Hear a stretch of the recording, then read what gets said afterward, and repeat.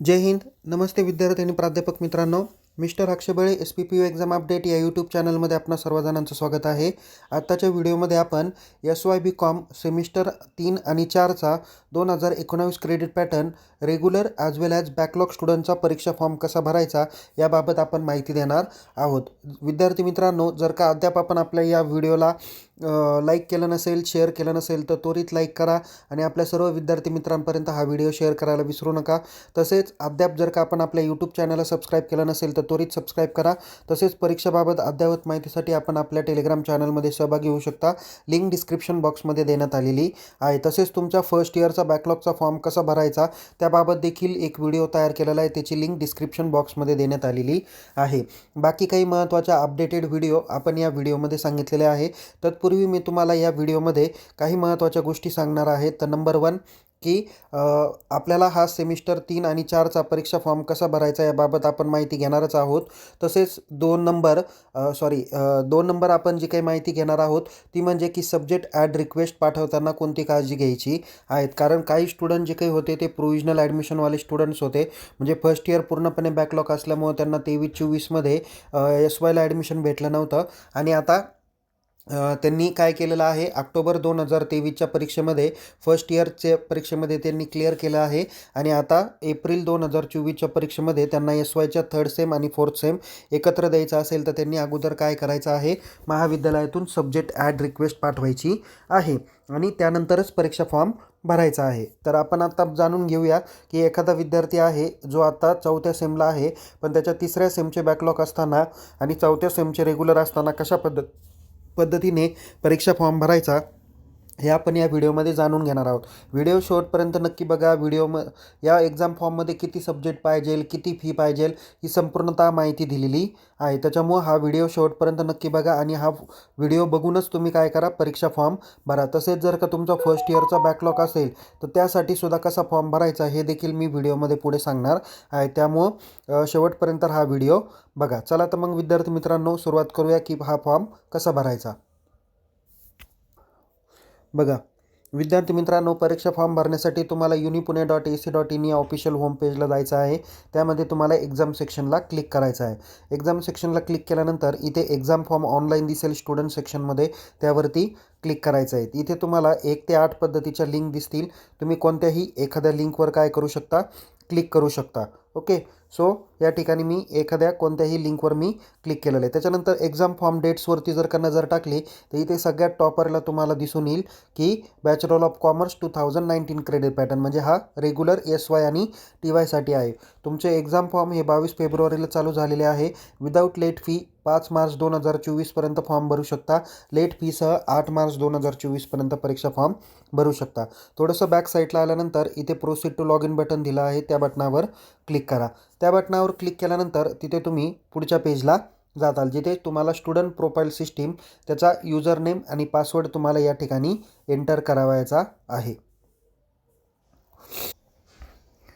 बघा विद्यार्थी मित्रांनो, या पद्धतीने तुम्हाला ज्यावेळेस 1 ते 8 पद्धतीची लिंक तुम्ही सिलेक्ट करताल त्यानंतर तुम्हाला या ठिकाणी स्टुडंट प्रोफाईल सिस्टीममध्ये यायचं आहे. थोडंसं खालती स्क्रोल केल्यानंतर इथे तुम्हाला 2 ऑप्शन दिसतील. एक आहे स्टुडंट, त्याच्यामध्ये क्रिएट, आणि दुसरं आहे लॉग इन. तर तुमच्याकडे ऑलरेडी अकाउंट आहे म्हणून तुम्ही काय करायचं, लॉग इन बटनावर क्लिक करायचं आहे.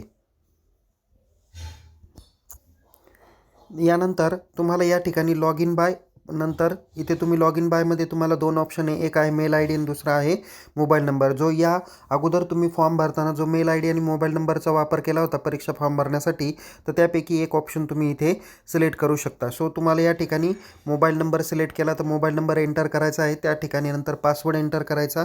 या ठिकाणी कॅप्चा एंटर करून तुम्ही लॉग इन करू शकता. जर का आपल्याला ऑलरेडी मोबाईल नंबर माहीत आहे पण पासवर्ड माहिती नसेल तर त्यावेळेस तुम्ही फॉरगेट पासवर्ड करून नवीन पासवर्ड रिसेट करू शकता. आपण या ठिकाणी युजर नेम पासवर्ड टाकू आणि पुढच्या पेजला जाऊ.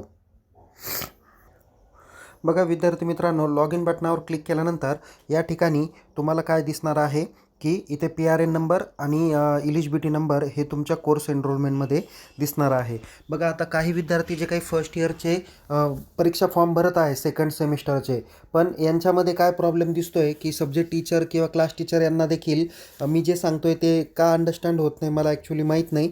बट या ठिकाणी विद्यार्थी मित्रांनो, तुम्हाला जर का कोणत्याही सेमिस्टरचा म्हणजे फर्स्ट सेमिस्टर सोडून दुसऱ्या सेमिस्टरचा जर का परीक्षा फॉर्म भरायचा असेल ना, तर त्यासाठी तुम्हाला काय करावं लागतं, इथं इलिजिबिलिटी आणि PRN नंबर असल्याशिवाय तुम्हाला पुढील सेमिस्टरचा फॉर्म भरता येत नाही. तर ते तुमच्या प्रोफाईलला आहे का नाही हे अगोदर चेक करा. नसेल तर तुम्हाला काय करायचं आहे, इथे उजव्या साईडला स्क्रोल करायचं आहे. ज्याच्या प्रोफाईलमध्ये जर का इलिजिबिलिटी आणि PRN नंबर अपडेट नाही ना, तर त्यांना या ठिकाणी अपडेट ABC IDच्या खालती इथं अपडेट प्रोफाईल आणि डिलीट प्रोफाईल असे 2 ऑप्शन त्यांना दिसतील. तर त्यांनी ती प्रोफाईल काय करायची आहे, डिलीट करायची. त्यानंतर त्यांना असं न्यू कोर्स एनरोलमेंट दिसेल, त्यामध्ये जायचं, स्टुडंट टाईप त्यांनी एक्झिस्टिंग सिलेक्ट करायचा आणि तिथे फक्त इलिजिबिलिटी नंबर जर ॲड नसेल तर इलिजिबिलिटी नंबर ॲड करायचा, PRN नंबर अपडेट नसेल प्रोफाईलला तर PRN नंबर अपडेट करायचा आणि प्रोफाईल फिलअप करायची. जर ऑलरेडी अपडेटेड असेल तर तुम्हाला नव्याने अपडेट करण्याची आवश्यकता नाही. डायरेक्ट तुम्ही काय करू शकता, इथे एक्झाम फॉर्ममध्ये जाऊन फॉर्म भरू शकता. पण तत्पूर्वी तुम्ही ABC ID तुमचा ऑलरेडी याच्या अगोदर मेन्शन केलेला तो बरोबर आहे का नाही तो बघा. जर अगोदर जर का चुकीचा ABC ID मेन्शन केला असेल तर आत्ता या ठिकाणी अपडेट ABC ID मध्ये जाऊन तुमच्याकडे जो करेक्ट ABC ID आहे तो तुम्ही काय करू शकता, या ठिकाणी एंटर करून सेव्ह करू शकता. सो या ठिकाणी आपण एक्झाम फॉर्मवरती काय करूया, क्लिक करूया आणि परीक्षा फॉर्म आपण भरण्याकडे प्रयत्न करू. आपल्याला काय करायचं आहे, नेक्स्ट बटनावर इथे क्लिक केल्यानंतर एक्झाम फॉर्मवर क्लिक केल्यानंतर इथे प्रोसीड बटनावर आपण क्लिक करून पुढच्या पेजला जायचं आहे. कृपया परीक्षा फॉर्म भरण्यापूर्वी एक्झाम डेट व्यवस्थित चेक करा. आता या ठिकाणी विद्यार्थी मित्रांनो, इथे तुमचं ऑनलाईन एक्झाम फॉर्म डॅशबोर्ड दिसेल. आता इथे काळजीपूर्वक लक्षात घ्या, जर का तुमचा फर्स्ट इयरचा बॅकलॉग असेल तर त्यासाठी तुम्हाला इथे फर्स्ट इयर हे ऑप्शन सिलेक्ट करायचं आहे आणि SYचा तुम्हाला थर्ड सेम आणि फोर्थ सेम जर का फॉर्म भरायचा असेल तर यासाठी तुम्हाला अदर दॅन फर्स्ट इयर हे ऑप्शन सिलेक्ट करायचं आहे. ओके, सो हा SYचा फॉर्म भरणार आहे म्हणून आपण SYवर क्लिक केलं आणि क्रिएट न्यू ॲप्लिकेशनवर क्लिक केल्यानंतर इथे स्टुडंटची बेसिक इन्फॉर्मेशन येईल. खालती नेक्स्ट बटन दिलं त्या बटनावर क्लिक करा. ओके, त्या बटनावर क्लिक केल्यानंतर बघा आता याचे थर्ड सेम आणि फोर्थ सेम दोन्ही सब्जेक्ट आलेले आहे. जर फक्त फोर्थ सेमचा फॉर्म भरायचा असेल तर तुम्हाला बघा 241, 242, 243, 44, 45 आणि 46 असे 6 सब्जेक्ट आणि 7वा सब्जेक्ट तुमचा EVSचा येणार आहे. ओके, EVSमध्ये सुद्धा टिकमार्क व्यवस्थित आहे इंटरनल आणि एक्सटर्नल कॉलमला. बाकीच्या आपल्याला बाय डिफॉल्ट कोणत्याही टिक करण्याची आवश्यकता नाही. आता सदर विद्यार्थ्याचे सेमिस्टर 3मध्ये 2 विषय बॅकलॉग आहे. एक आहे बिझनेस कम्युनिकेशन आणि दुसरा आहे कॉर्पोरेट अकाउंट. आता बघा इथे बाय डिफॉल्ट युनिव्हर्सिटीच्या तो विद्यापीठाच्या परीक्षेत तो फेल झालेला होता म्हणून या ठिकाणी काय केलेलं आहे, बाय डिफॉल्ट विद्यापीठाच्या कॉलमवरती काय केलं आहे, युनिव्हर्सिटी कॉलमवरती टिक केलेले आहे. आता जर का त्याला वाटलं की मला परत इंटरनल द्यायची तर त्यांनी या ठिकाणी काय करायचं, इंटरनल कॉलमला टिक करायचे, अदरवाईज करण्याची आवश्यकता नाही. जर का तो ऑलरेडी प्रॅक्टिकलमध्ये पासआउट असेल तर त्यांनी प्रॅक्टिकल कॉलमला देखील इथे टिक करण्याची आवश्यकता नाही. ओके, सो त्यामुळं जसं आहे तशा पद्धतीने टिकमार राहून द्यायचे आहे. आता या ठिकाणी काही विद्यार्थी म्हणतील सर आम्ही फोटोकॉपीला अप्लाय करतो, केलेला आहे किंवा करणार आहे किंवा केलेला असेल तरी मग सब्जेक्टला इथं टिक ठेवायची का, तर हो निश्चित ठेवायची आहे. जर रिव्हॅल्युशनमध्ये पास झाला तर तो सब्जेक्ट हॉल तिकीटला येणार नाही, पण रिव्हॅल्युशनला जर का फेल झाला तर तो हॉल तिकीटला पुन्हा येईल. पण नव्याने त्यावेळेस परीक्षा फॉर्म भरता येणार नाही म्हणून आत्ताच तो परीक्षा फॉर्म भरा. सो या ठिकाणी शेवटी फक्त सेव्ह आणि नेक्स्ट बटनावर क्लिक करा. सेव्ह आणि नेक्स्ट बटनावर क्लिक केल्यानंतर तुमच्या फीच्या डिटेल्स येतील. ऑलरेडी इथं बॅकलॉग आहे म्हणून इथे 875 रुपये फी आलेली आहे. थोडंसं खालती स्क्रोल करा. या ठिकाणी तुम्हाला प्रिव्ह्यू आणि नो बटन दिलेलं आहे. प्रिव्ह्यू बटनावर जाऊन तुम्ही तुमचा परीक्षा फॉर्म भरलेला व्यवस्थित आहे का नाही चेक करा. जर व्यवस्थित आहे याची खात्री झाल्यानंतर तुम्ही या ठिकाणी बॉक्स दिलेला आहे त्या बॉक्सवरती क्लिक करा. क्लिक केल्यानंतर इथं कन्फर्म आणि प्रिंट करा. कन्फर्म आणि प्रिंट केल्यानंतर तुम्हाला तुमचा परीक्षा फॉर्म काय करता येईल, डाउनलोड करता येईल. परीक्षा फॉर्म काय करा, डाउनलोड करा. डाउनलोड केल्यानंतर त्याची प्रिंटआउट काढा. बघा या पद्धतीने तुमचा परीक्षा फॉर्म काय होणार आहे, डाउनलोड होणार आहे आणि या ठिकाणी तुमची फी दाखवलेली आहे. इथे खालती प्लेस आणि डेट दाखवलेले आहे. इथे तुम्ही मेन्शन करा. इथे सिग्नेचर ऑफ कॅन्डिडेटचे इथे सिग्नेचर करा आणि कॉलेजच्या अथॉरिटीची सही शिक्का घेऊन हा फॉर्म डॉक्युमेंटसह जमा करा. यासोबत कोणते डॉक्युमेंट लागतील तर तुमचा FYच्या रिझल्टची झेरॉक्स लागेल.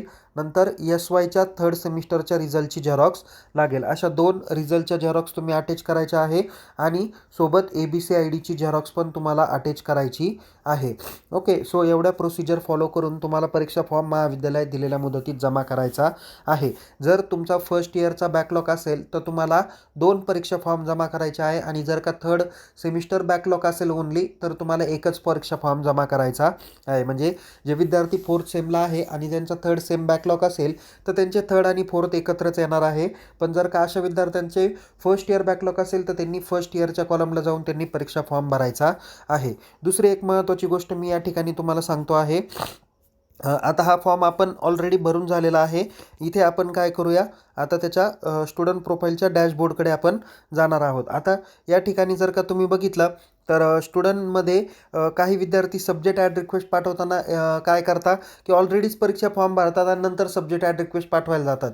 तर तुम्हाला परीक्षा फॉर्म भरण्यापूर्वी तुम्हाला सब्जेक्ट ॲड रिक्वेस्टकडे काय करायचं आहे, जायचं आहे. त्याशिवाय तुम्ही अगोदर परीक्षा फॉर्म भरण्याची आवश्यकता नाही. ओके, ही गोष्ट काळजीपूर्वक लक्षात घ्या. ओके, मी ऑलरेडी एक सब्जेक्ट ॲड रिक्वेस्टबाबत एक नव्याने व्हिडिओ तयार करतो.